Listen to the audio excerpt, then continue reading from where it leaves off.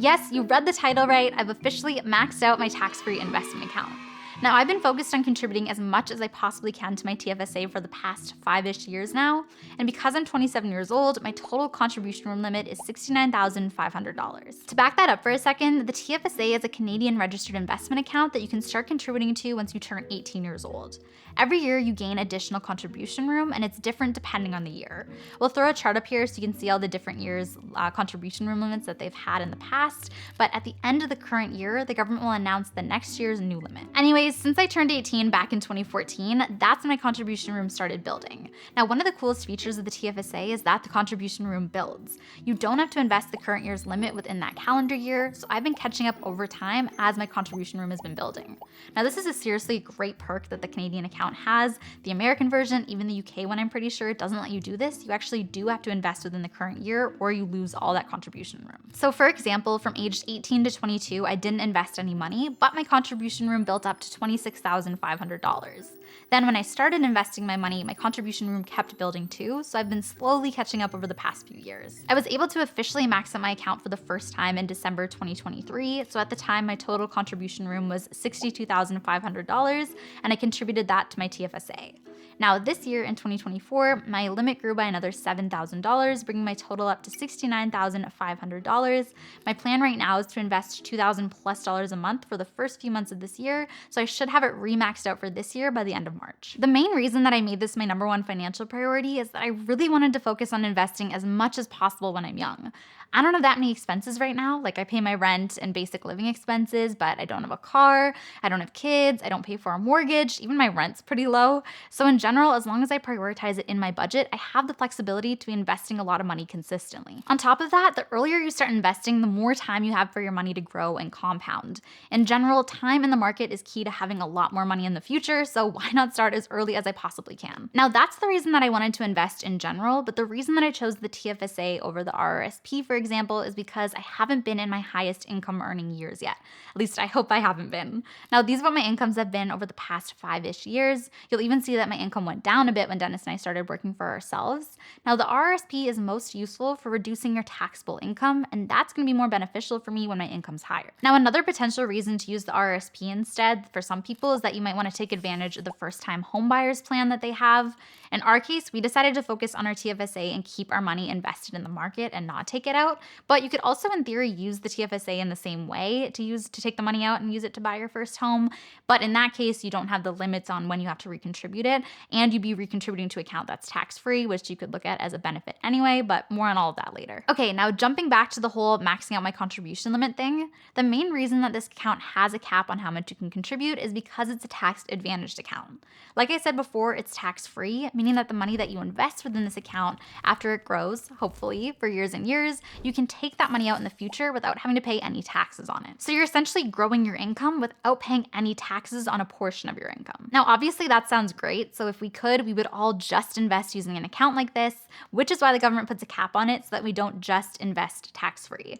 Now, on the flip side, they actually encourage people to invest by creating this account in the first place, so it's nice that we can invest anything tax-free at least. Now, really quickly, before I get into the what comes next after you max out this account, I do want to touch on how many people or how few people actually end up maxing out their TFSAs.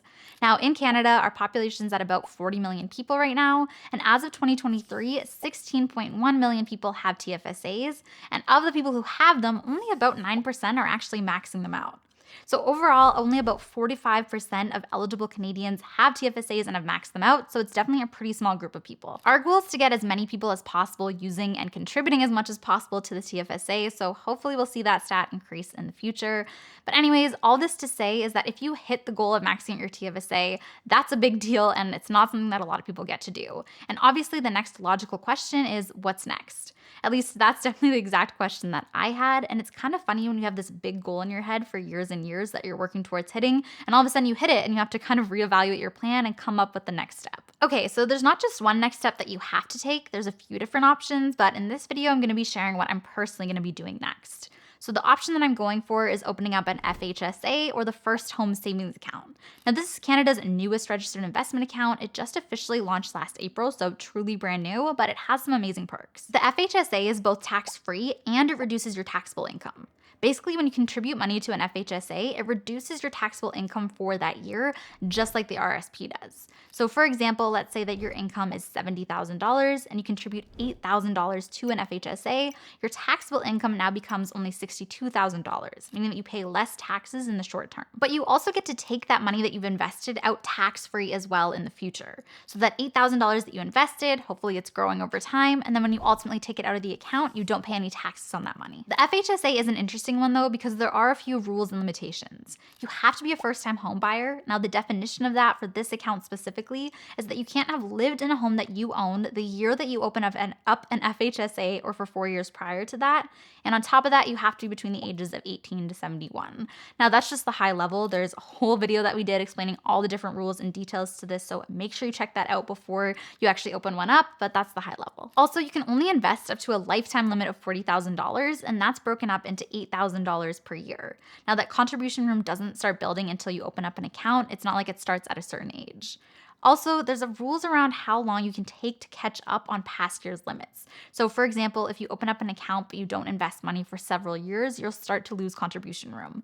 Again, I'm just skimming the surface of this here. There's a lot of details to know, so make sure you check out the full video if you're actually interested in opening one up, but just know there's some other rules and limitations that are important with this account. So obviously this wouldn't be the next step for everyone given all those different rules I just covered, but as someone who hasn't bought her first home yet and has the ability to max out the $8,000 yearly contribution room limit, it does make sense for me. So that means that my plan so far for 2024 is to remax out my TFSA with $7,000 and then to open up and max out my FHSA with $8,000. That means that I've allocated a total of $15,000 to those investment accounts so far, but my goal for this year is to actually invest a total of at least $30,000. That would be about $2,000 a month times all the months in the year, plus at least $6,000 additional from our yearly end bonus that we give ourselves. So what am I going to do with the additional $15,000 that I still have left to invest? The next investment account that I'll likely start using after that is my RRSP, or the Registered Retirement Savings Plan. Now, reminder that this is still an investment account even with the word savings in the title. Now, the RRSP is another great tax-advantaged account.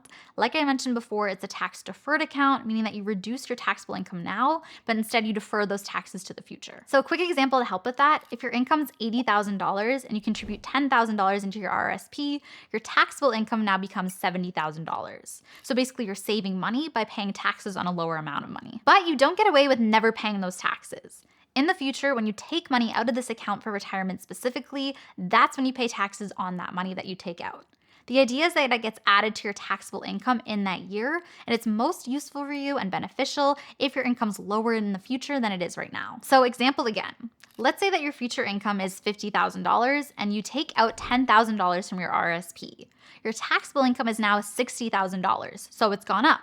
But you're still going to pay less taxes on that $60,000 than you would have on $80,000 way back when you originally contributed to your RSP. You can see how if your income's lower when you contribute to your RSP, you're not really helping yourself out long term.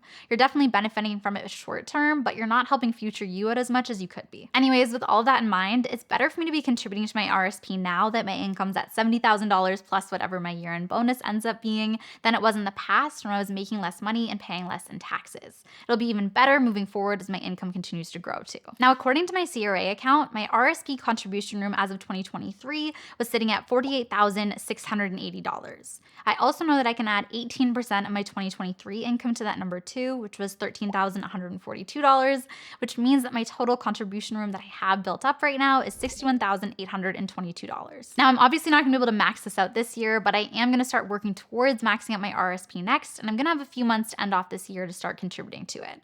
Then next year, so in 2025, my plan will be to remax out my TFSA again, remax out my FHSA, and then again continue working on my RSP. And I'm going to keep repeating this until either they're all maxed out, or potentially if my FHSA is done with, I'm done using it, then it'll just be continuing to work on my TFSA and RSP every year. Now, this plan could change, or the timeline could change depending on what's going on in my life. For example, when Dennis and I buy a home, it could make some major changes to our budget, so we'll have to see. But overall, this is my plan and what I want to be working towards throughout the next few years. I want to point out that everything I mentioned is very specific to me, my age, and situation.